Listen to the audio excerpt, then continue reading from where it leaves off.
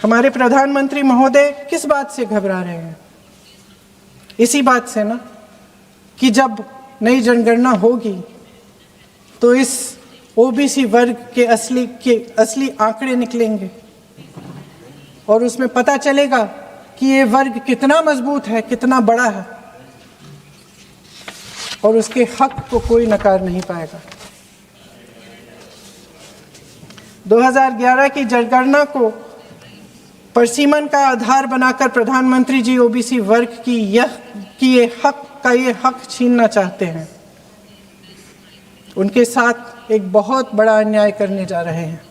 अध्यक्ष महोदय, कांग्रेस पार्टी कभी नहीं होने देगी। हमारा संविधान सबका है, ये देश एक एक देशवासी का है। किसी एक का हक छीनकर इसे नहीं चलाया जा सकता। इस विधेयक में सिर्फ यह अभाव नहीं है, एक और खतरनाक अभाव है। संसद का 50% विस्तार प्रस्तावित है, लेकिन इसके लिए कोई ठोस प्रक्रिया के बारे में एक भी शब्द नहीं लिखा है। आश्चर्य की बात यह है कि इतने बड़े परिवर्तन के नियम क्या होंगे, कैसे किया जाएगा, इसके बारे में पूरे विधेयक में एक भी शब्द नहीं है।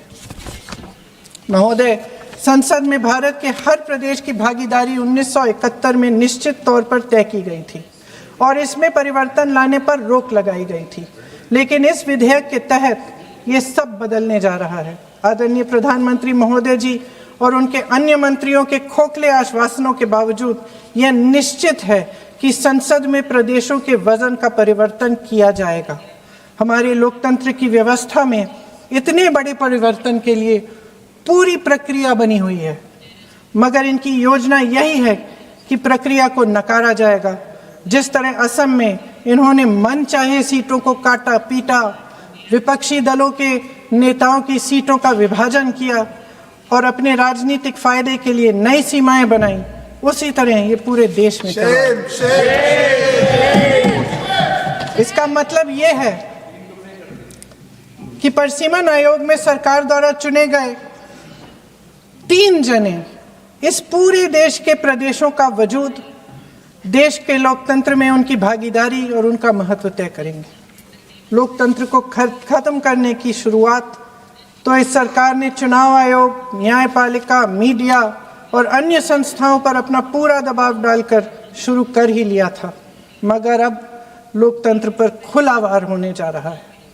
अगर ये विधेयक पारित होता है तो समझ लीजिए कि इस देश में लोकतंत्र खत्म हो जाएगा। अध्यक्ष महोदय, मौजूदा सरकार एक बार फिर इस देश की जनता की आंखों में धूल झोंकने का काम करके देश की अखंडता पर बहुत बड़ा हमला कर रही है। एक तरफ महिला आरक्षण की बड़ी बड़ी बातें, तो दूसरी तरफ गुप्त रूप से ओबीसी वर्ग का हक छीना जा रहा है और कुछ प्रदेशों की ताकत कम करके लोकतंत्र की धज्जियां उड़ाकर अगले चुनाव के लिए अपनी पार्टी की मजबूती का ढांचा बनाया जा रहा है। हंस रहे हैं गृह मंत्री जी, हंस रहे हैं। पूरी योजना बना रखी है। चाणक्य आज अगर जिंदा होते तो वो भी चौंक जाते आपकी राजनीतिक कुटिलता पे।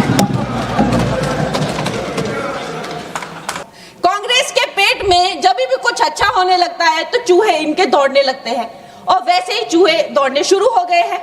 अभी प्रियंका गांधी जी कह रही है कि संविधान ही बदल देंगे, यहाँ पे जो है डेमोक्रेसी ही खत्म कर देंगे। कुछ भी करने को जाते हैं तो डेमोक्रेसी खत्म कर देंगे। आप थोड़ा भी अगर कॉमन सेंस यूज करें कि जो लोकप्रिय नेता है, जो डेमोक्रेटिकली इलेक्टेड नेता है प्रधानमंत्री जी, जिन्हें डेमोक्रेसी ने उनकी पार्टी को लाया है, वो उस डेमोक्रेसी को क्यों खत्म करेंगे? वो थोड़ा ना कोई इंदिरा गांधी जी की तरह उनसे कोई कुर्सी ले रहा है तो उनको कुर्सी पे हक जमा के रखना है तो वो डेमोक्रेसी खत्म करनी ही पड़ेगी। ऐसी तो कोई स्थिति है ही नहीं। तो जैसे प्रधानमंत्री जी ने कहा कि अगर किसी के लिए डेमोक्रेसी वर्क करती है तो वो मेरे लिए ही सबसे ज्यादा वर्क करती है, तो इतना तो कॉमन सेंस होना चाहिए। जब देखो लोगों को बहला फलाना फुसलाना, जब देखो जो है वो झूठी बातें चलाना। और अब एक नई बात सीखी है, डिलिमिटेशन जो है, चलो वुमेन्स बिल उनमें हिम्मत नहीं है बोलने की, डिलिमिटेशन में लफड़ा है, इसको हम लोग नहीं आने देंगे। अरे प्रियंका गांधी जी, जब लास्ट टाइम डिलिमिटेशन तो कोई बीजेपी का तो कोई प्रोसीजर है नहीं, एक ये संवैधानिक ये एक प्रोसीजर है, हर 11-11 साल में होता था, 51 में हुआ, 61 में हुआ, 71 में हुआ। 71 में जब हुई डिलिमिटेशन तो 61 करोड़ जो है वो भारतीय थे। उस टाइम पे जो 543 जो लगभग सीटें थी, आज भारतीयों की संख्या 140 हो गई है। क्या उनका समीकरण है क्या उसमें से SC ST उनको उनका हक नहीं मिलेगा? SC ST में भी 1/3 हक महिलाओं, उनकी क्या संख्या है, उनकी क्या सीट आएगी? ये सारी कैलकुलेशन किस तरह से आप रिजर्वेशन देंगे? 140 करोड़ जो अब महिलाएं हैं तो they should not be accounted for. इस तरह की ये बहकी बातें कर रहे हैं। अभी मेरी बहुत अच्छे मित्र हैं यहाँ जून TMC के जो MP हैं, उन्होंने कहा कि 33% रिजर्वेशन क्यों दे रहे हो, 85% दे दो। अरे आप थोड़ा तो कॉमन सेंस यूज करिए।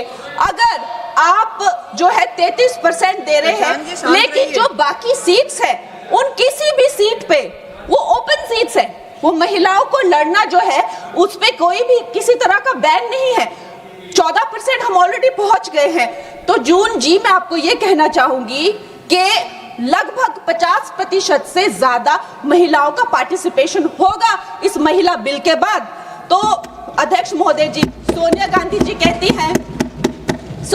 जी कहती हैं कि इनको इतनी जल्दी क्यों है, ये महिला बिल इतना जल्दी में क्यों लाते हैं? तो आपकी तरह होना चाहिए था कि 30 साल जो है आपने इस बिल को लटका के रखा। अवश्य मैं इस बात से अग्री करती हूँ कि प्रधानमंत्री जी जो है महिलाओं को न्याय दिलाने के लिए जल्दी में है, क्योंकि जो काम 60 साल में नहीं हुए वो उन्होंने 10 साल में ही करके दिखा दिए।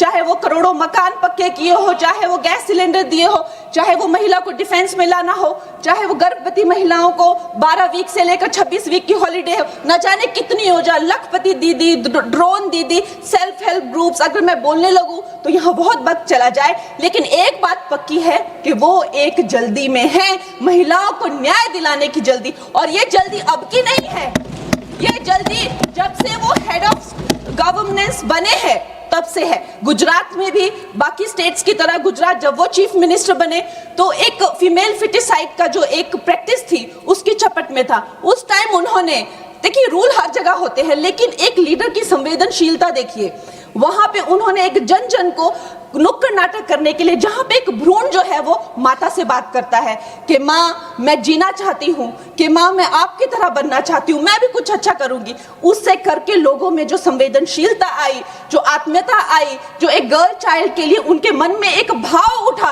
उसके करके आप देखिए इंडिपेंडेंट इंडिया की हिस्ट्री में 1000 मेल चाइल्ड पर पहली बार 1020 फीमेल चाइल्ड हुए हैं। ये प्रधानमंत्री जी की कमिटमेंट है फॉर गर्ल चाइल्ड। लेकिन